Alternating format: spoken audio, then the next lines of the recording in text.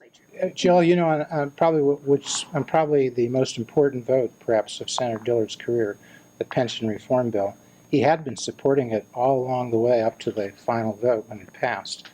You supported it. You were on the 10, I think it was 10 legislators on the conference committee, and you supported it. And yet he said he didn't have enough time to review it to decide if he should vote for it. And he was afraid. He actually said specifically that, you know, there could be some pension employees, state employees, who could be hurt, and he didn't have enough time to decide that. You decided it was good for the state of Illinois. Do you think maybe you should be running for governor and he should be running for lieutenant governor? You know, I think it's certainly important that we have a lieutenant governor that has the experience to step into the shoes of governor if you know, you're a heartbeat away. So I think that's important.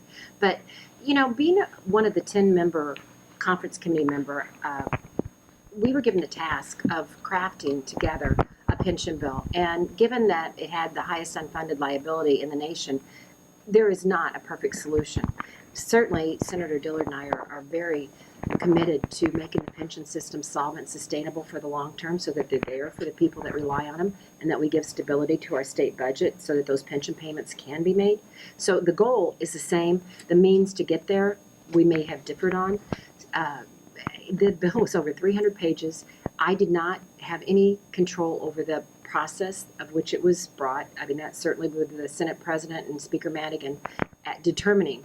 And there were a lot of people that were very disgruntled about the process of being given, as you say, one of the most major pieces of legislation in Illinois' history. And you're given, what, you know, a few short hours to review it and to put it out for vetting among the public and getting feedback. So, you know, it was an unusual circumstance that led us to different means to obtaining the solvency and the sustainability of the pensions. But, you know, that's how I see it. One short follow-up. Do you think it's too cynical of his opponent, Bruce Rauner, to suggest maybe Kirk Dillard was thinking down the road he might want the endorsement and financial support of some of the public sector unions like the Illinois Education Association, like the Illinois Federation of Teachers, and that was the real motivation, that he really needed that money, he needed that support? What is it too cynical of Bruce Rauner to suggest that? Absolutely it's too cynical. You can look at Senator Dillard's exemplary voting record, high ethics.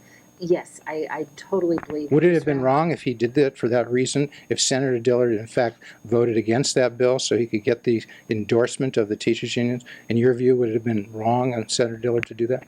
Well, you know, yes, I think it would have been wrong, but that is totally not what went into that thought process. Okay. We discussed it.